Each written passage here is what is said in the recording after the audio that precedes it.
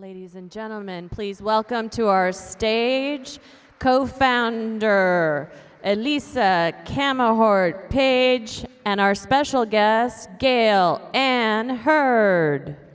So thank you, Gale, for being here. We're so thrilled to have you. I think we have a few fans out in the audience. We've had a day today at BlogHer where we've talked a lot about leadership, about taking risks, and about moving past fear.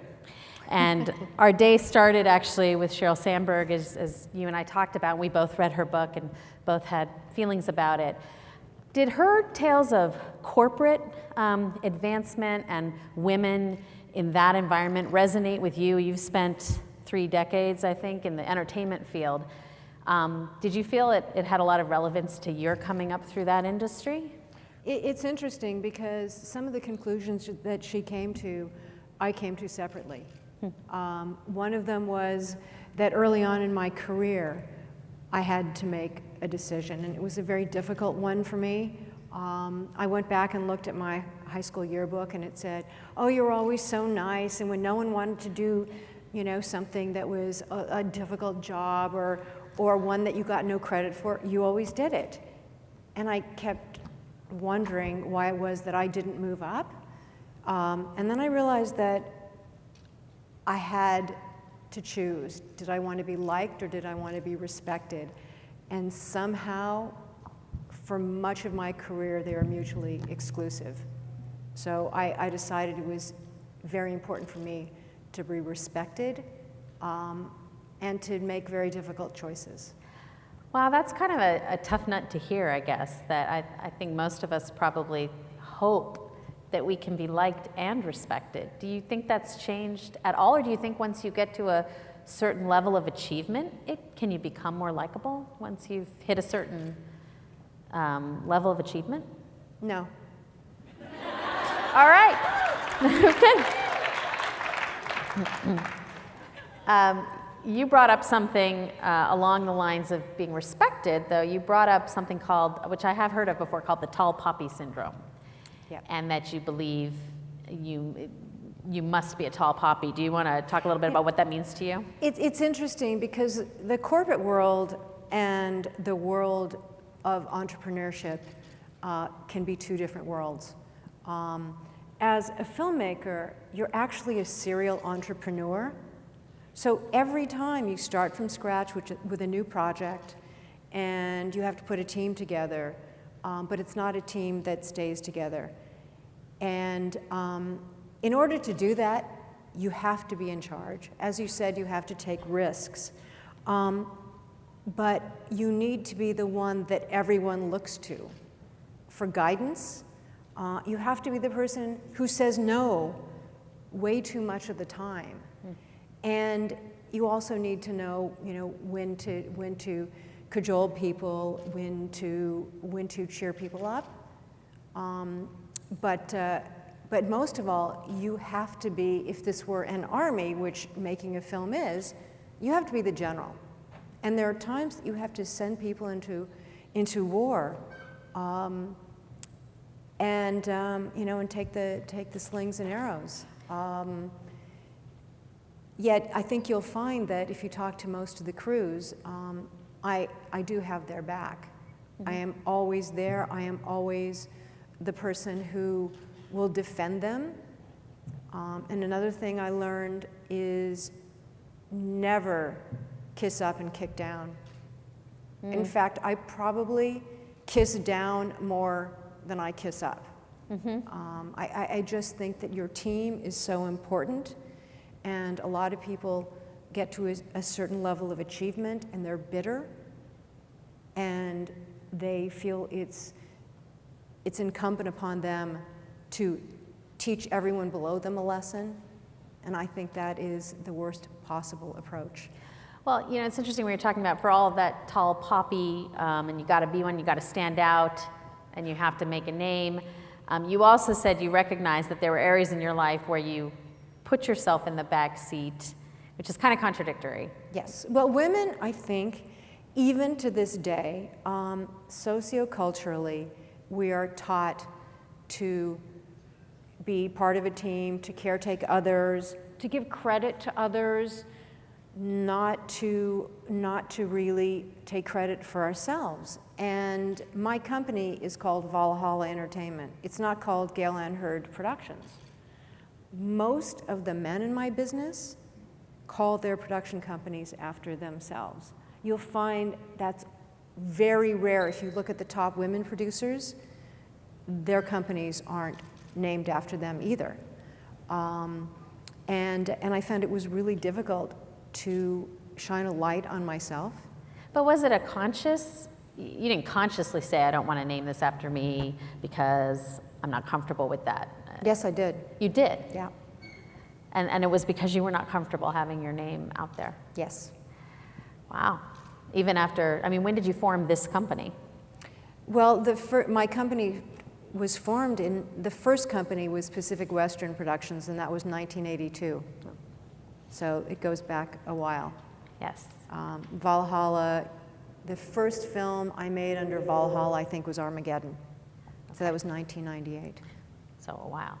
And what drew you specifically to the kind of adrenaline-driven action blockbuster film and now TV that you've been involved with? I mean, a part of what makes you so singular and you know, really a unique presence is that's a very male-dominated portion of the entertainment industry. So what drew you there? Well, there are two things. First, I was a girl geek long before that was something that you wanted to call yourself. Geeks rule. That's right, that's right. And I was the one that was reading the comic books and the fantasy, sci-fi, and horror books under the covers at night with a flashlight. My mother insists that the reason my eyesight is so bad is because that's what I did. I'd like to see some studies about that. And then I was really lucky. And you'll probably get into this in a bit, but I was hired by a gentleman by the name of Roger Corman. And Roger Corman was known, yes,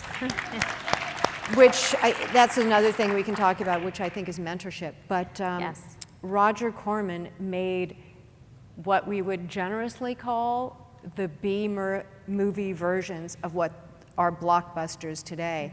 And that's where I cut my teeth. So it was the perfect place for me to work because he was making the films in the genre that I've always loved. And it's interesting because you and I talked about really the lack of great female, compelling female heroes. I mean, I think there are probably more now, but back when you were under the covers with a flashlight, I mean, who were you relating to? Were you finding any female characters to relate to, or are you relating just to the drama of the stories, the arcs of the stories, and the sort of good and evil? Or were you just relating to the male characters and the gender didn't matter? I think the gender really didn't matter, but I've always been a fan of a lot of women writers like Ursula Le Guin, Madeleine L'Engle, and in their books there are always strong women, and they're also strong women even in the Tolkien series.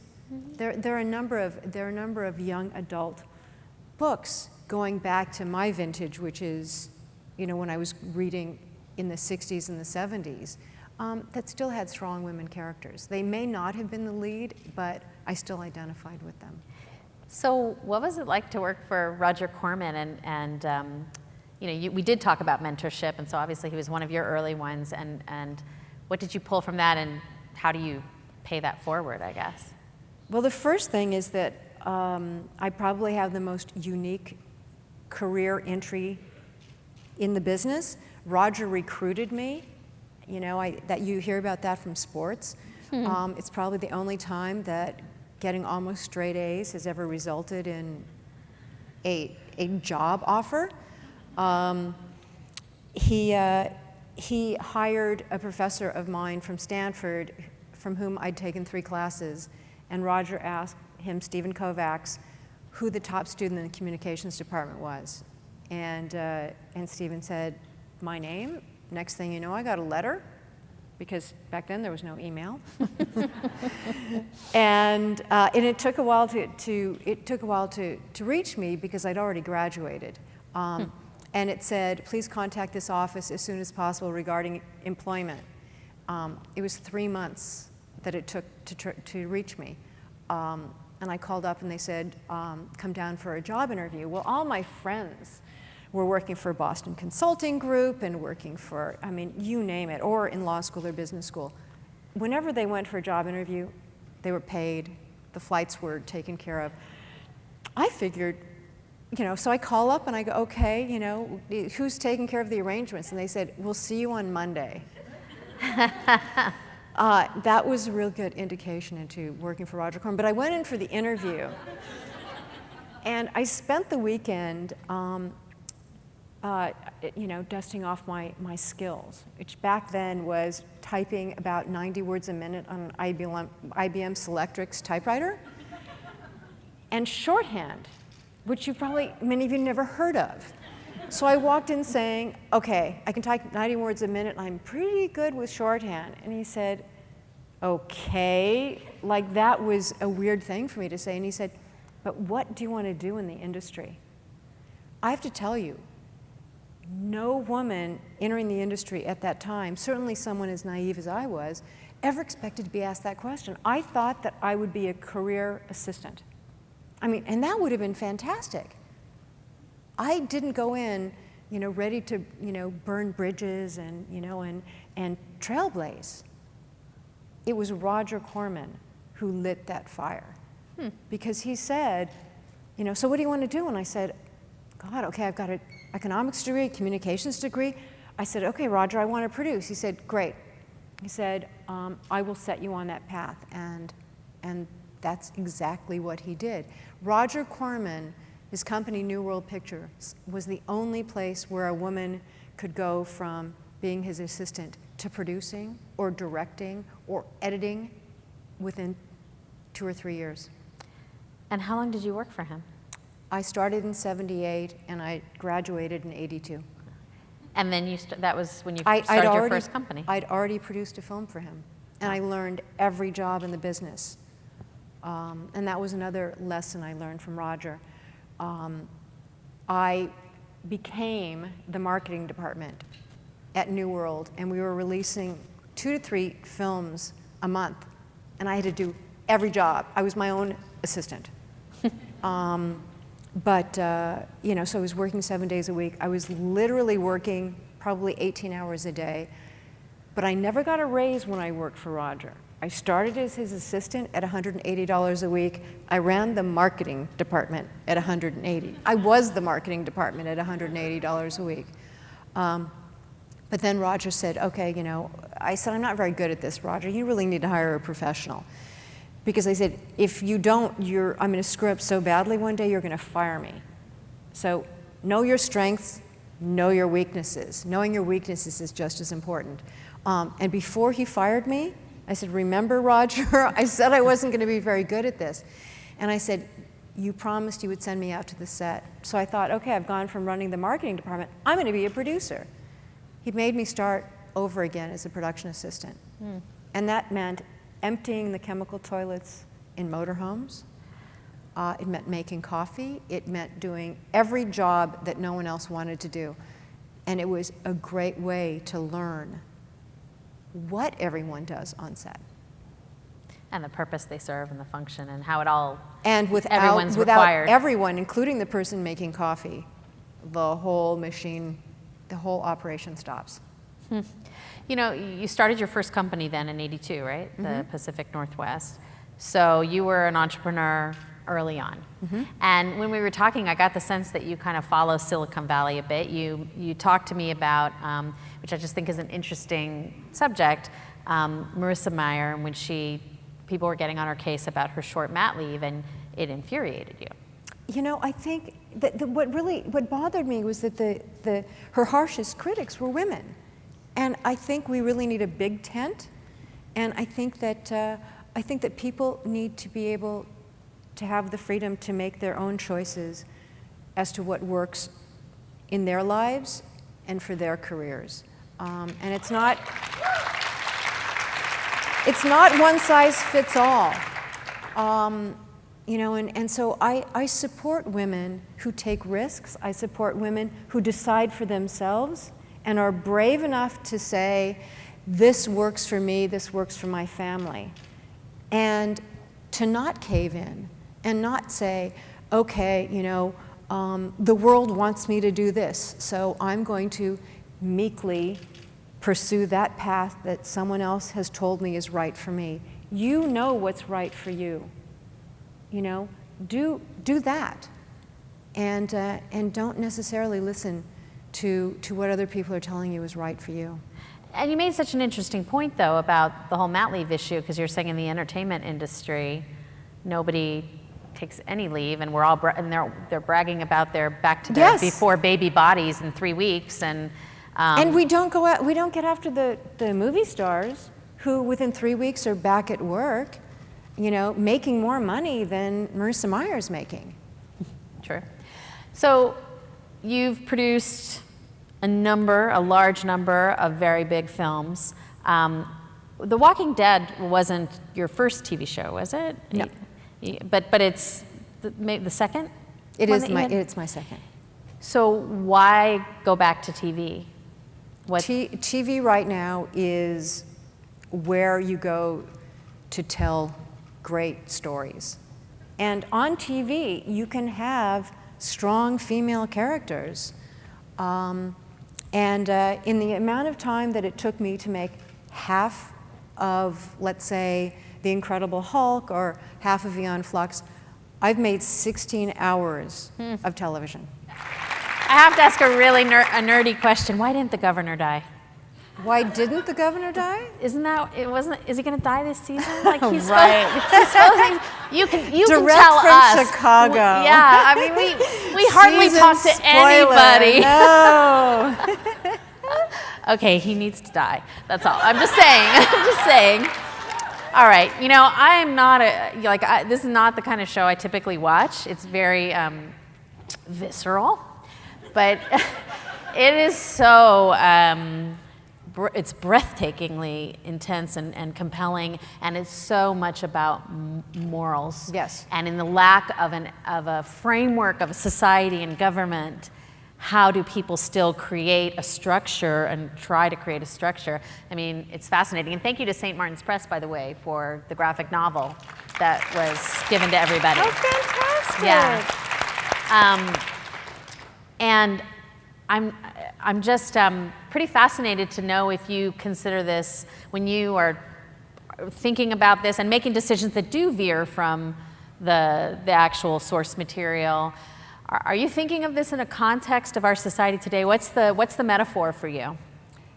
You know, we're living in difficult times, and you have to decide who you are. And each of our characters has to decide who they're going to be in this new world, where, you know, there really isn't police. There's no. The prison is someplace you go to find safe harbor. It's not someplace where you're sent to be put away for crimes that you've committed, and we get to see the characters' growth, and we get to see that it is most incumbent, especially on our lead character, Rick Grimes. He almost always makes the right moral choice, but sometimes it has terrible, terrible consequences. You know, but who are you going to be? And that's, I think, what the water cooler conversation is. You know, would I have done that? Yeah. Would I have shot Otis in the leg in order to get the life-saving equipment that ultimately saved Carl's life in season 2?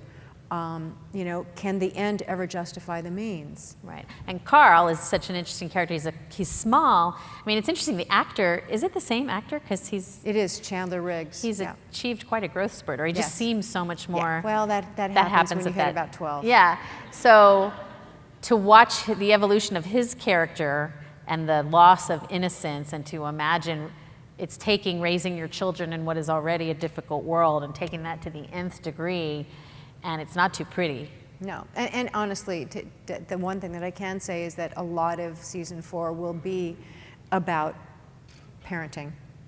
and some parenting choices in this apocalyptic world. Parenting and parenting choices in this apocalyptic world. Season 4, spoiler! Yay!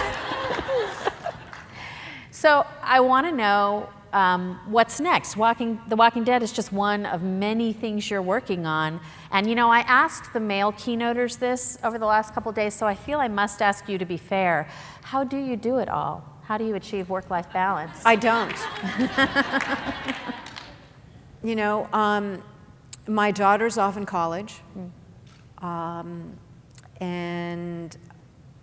I realized that I did make choices when she was growing up. I did less than I probably could have achieved, but that was a choice I was completely comfortable with.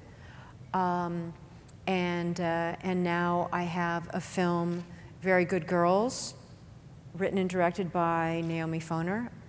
I try to work with as many women behind the camera as possible, especially writers and directors. Thank you. Aeon Flux, the film that you saw the clip from with Charlize Theron and Sofia Canedo, was also directed by a woman. Very Good Girls will be having, it premiered at Sundance, and it's having its European premiere at the Deauville Film Festival in France in September. I'm also doing a documentary. This is my third on Native Americans, and I'm very proud to say that I work with Native American women who write, direct, and produce with me, and this one is on the fantastic, if you don't already know who she was, first female chief of a major American Indian tribe, Wilma Mankiller, who was chief of the Cherokee.